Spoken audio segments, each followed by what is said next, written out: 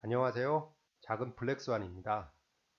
제가 최근에 걸 차트를 보고 느낀 점이 있어서 꼭 말씀드리고 싶어서 오늘 영상을 만들었습니다. 여러분 절대 주식시장 도박판이 아닙니다. 10조를 개인분들이 매수를 하셨던데 이걸 또 왜 이렇게 돈이 많으신가 해서 제가 좀 더 봤더니 신용거래를 좀 많이 한 걸로 예상이 됩니다. 그래가지고 신용거래 하시면 절대 안 됩니다. 그래서 주식시장 도박판 아닙니다. 10조 매수한 개미님들 제발 신용거래 하시면 안 됩니다에 대해서 말씀드려 보겠습니다. 우선 상황을 보면 어렵게 생각해서 지난 1개월 동안입니다. 1개월 동안 보면 개인은 10조를 매수를 하셨고요.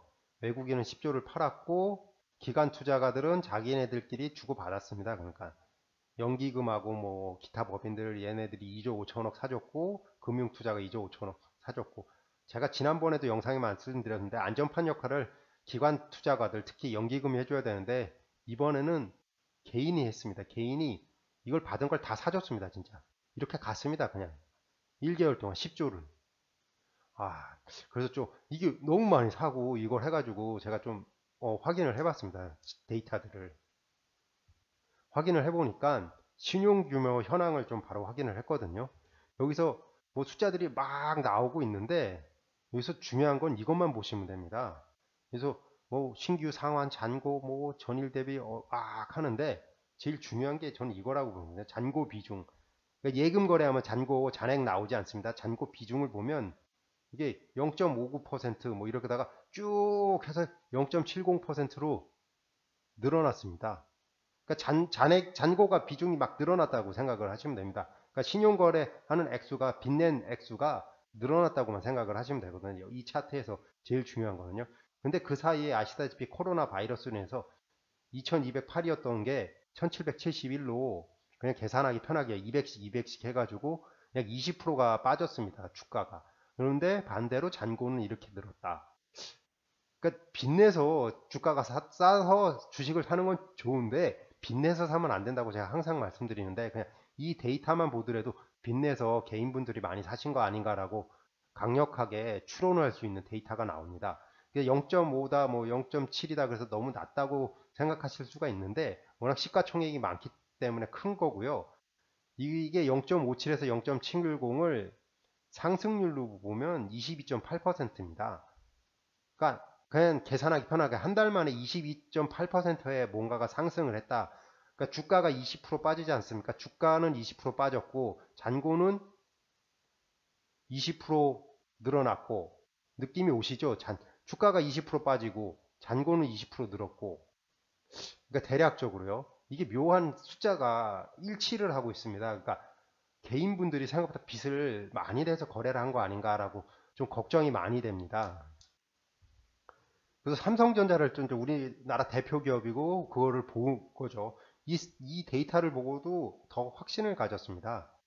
여기서 좀 크게 보시면 느낌이 오실 텐데 3월 13일까지 나오는데 삼성전자 거래입니다. 이 사이 동안 3월 4일 하루 빼놓고 그러니까 이때는 개인은 오히려 팔았죠.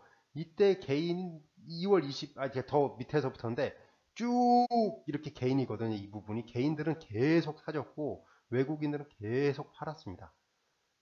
그래놓고서는 이게 기관 투자가인데 기관 투자는 사고 팔고 사고 팔고 막 하면서 했죠. 그러니까 이게 바뀌어야 돼요. 이게 얘네랑 바뀌어야 돼요. 진짜. 그러니까 개인들이 이렇게 기관처럼 투자를 하셨어야 되고 기관이니까 특히 연기금은 좀 사줬어야 되거든요. 안전판 역할을 자기네들도. 그래서 이거 보고 아이고 이러면 안 되는데 라는 가슴이 아팠습니다.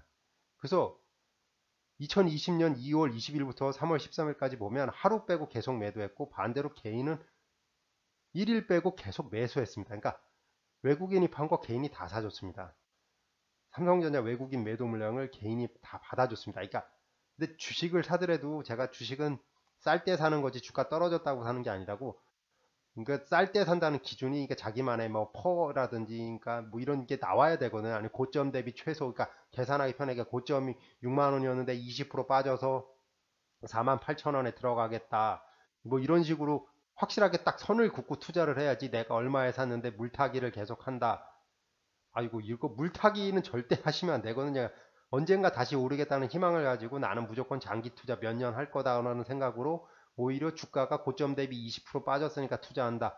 이렇게 하는 게 맞거든요. 이게 제가 하는 방식이 아니라 워렌 버핏이 하는 방식입니다. 워렌 버핏은 아예 본질 가치를 추구해서 이렇게 하지도 않은데 투자를 하더라도 그 투자 그 기준이 있거든요. 자기만의.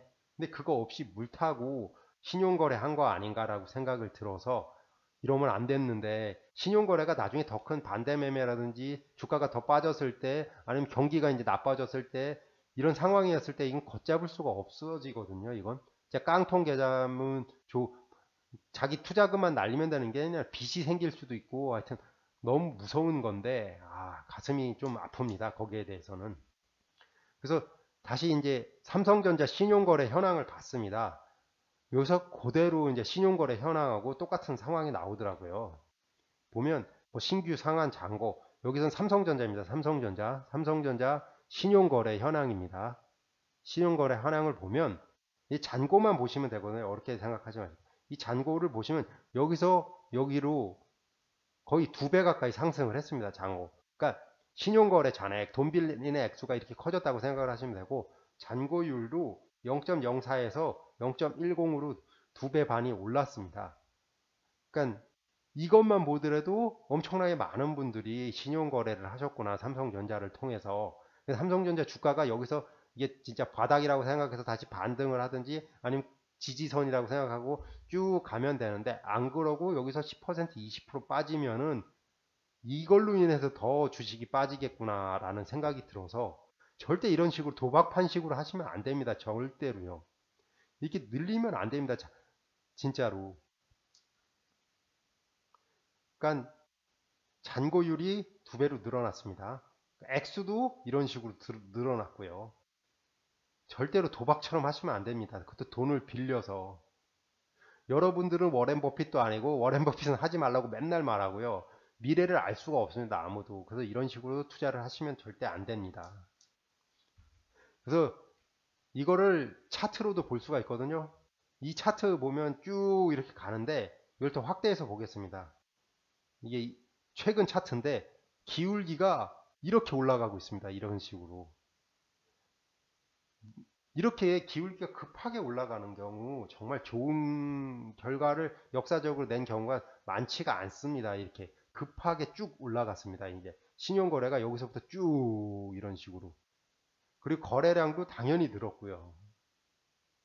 근데 주식이 빠질 때 이게 거래량이 늘어났다는 거 이거는 좀 가슴이 아프거든요. 같이 좀 빠져줘야 되는데 거래량도 좀 하고 그러니까 여러분들이 너무나 이게 단타를 또 여기 이 상황에서 단타를 하시는 분들이 있는 거 아닌가라는 것도 좀 걱정이 돼요. 거래량이 이렇게 늘어난 걸로 봐서 그거랑 이 기울기는 이런 식으로 너무 치솟고 있고 여러분들이 이거 정말 좋은 상황이 절대 아닙니다. 이게 삼성전자처럼 큰 회사가 조금 주가가 좀 싸졌다고 이런 식으로 투자하시는 거는 모르겠습니다. 저는 하지 말라고 진짜 권장드리고 말씀을 드리는데 무슨 저도 뭐 이거에 대해서는 하지 말라는 말씀만 안 하는 게 좋을 거라는 것밖에는 드릴 수밖에 없습니다. 기울기가 100%가 넘게 나왔습니다. 진짜로 안와입니다. 안와. 예, 이거 참고했던 URL이라든지 뭐 이런 것들은 잘 보시고요. 하시면 될 것 같습니다. 예, 그래서 정리를 드리면 워렌 버핏 절대로 신용거래 하지 않습니다. 워렌 버핏은 절대로요. 신용거래 하지 않습니다. 현금을 쌓아야 됩니다. 워렌 버핏의 투자 방법에 의하면 자기 돈이 예를 들어서입니다. 그냥 100만원, 100억 뭐 있다 그러면 75 정도만 주식 투자를 하고 25, 그러니까 이 퍼센트요. 25만원은 현금을 보유합니다. 워렌 버핏은 왜 현금을 보유 안 하면 쌀 때 사기 위해서거든요. 그래서 현금을 계속 확보를 해 둡니다. 그리고 제가 제일 좋아하는 말인데요. No one knows the future라고 미래를 아무도 모릅니다. 신용거래를 하면 단기 투자가 불가능해집니다. 신용거래 이자율이 약 평균 10%입니다. 증권회사들이 돈 버는 게 이겁니다. 신용거래입니다. 수수료를 상당히 낮게 하거나 수수료를 안 받는 증권회사들이 있는데 그 이유는 신용거래 이 이자율이거든요. 여러분 있잖아요. 한국은행 기준금리가 우리나라가 지금 1.25%입니다. 그리고 아파트 담보대출이 3%고요. 그러니까 그리고 신용거래에 대해서는 반대 매매를 할 수가 있습니다. 그래가지고 10%고 이건 진짜 거의 고리대금이라는 표현을 써도 좀 과하지 않다고 생각하거든요. 증권사들이 엄청난 수수료를 받아 챙기고 있습니다. 신용거래를 하면 할수록. 그리고 증권사들은 신용거래이기 때문에 그 담보를 주식으로 담보를 걸었기 때문에 주가 가치가 떨어지면 바로 컴퓨터가 나서서 반대 매매를 해버리기 때문에 정말 깡통이 될 수밖에 없거든요. 그래서 이자율이 10%죠. 지금 기준금리가 1.25%인데 그냥 계산하기 편하게 8배 이상의 금리를 받고 있죠. 장기 투자는 불가능합니다. 그래서 절대로 신용거래를 하지 마십시오. 신용거래. 그리고 역사적으로 봐도 최소 6개월 후에 반등을 하거든요. 이렇게 경제 위기 이후에는 6개월을 그러니까 신용거래를 해서 6개월을 기다리실 수 있나? 없습니다. 이건 그냥 자기가 투자한 거 그냥 마이너스 10%, 20%, 30% 나와도 향후는 무조건 올라간다라는 믿음을 가지고 쭉 기다릴 수가 있는데 신용거래를 하고 이자율이 이렇게 10%씩 빠지는데 장기 투자를 할 수 불가능하다는 게 제 결론이거든요. 그래서 신용거래는 절대 하지 마시라는 게 여기에 제일 가장 큰 핵심입니다. 예, 저도 이제 항상 드리는 말씀인데 저도 사람이어서 실수할 수 있거나 틀리거나 잘못된 정보를 드릴 수 있습니다. 그럴 경우에는 덧글이나 메일 주시면 제가 바로 확인 후 수정하겠습니다.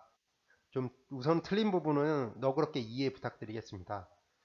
그리고 마지막으로 항상 하는 말씀은 투자 책임은 투자자에게 있기 때문에 항상 제 영상은 참고만 해주십시오. 투자의 결국에 대한 책임은 투자자에게 귀속됩니다. 예, 구독과 좋아요 부탁드리겠습니다. 다음 유튜브 영상 제작에 정말 큰 도움이 됩니다. 시청해 주셔서 감사합니다. 여러분 오늘도 행복하세요.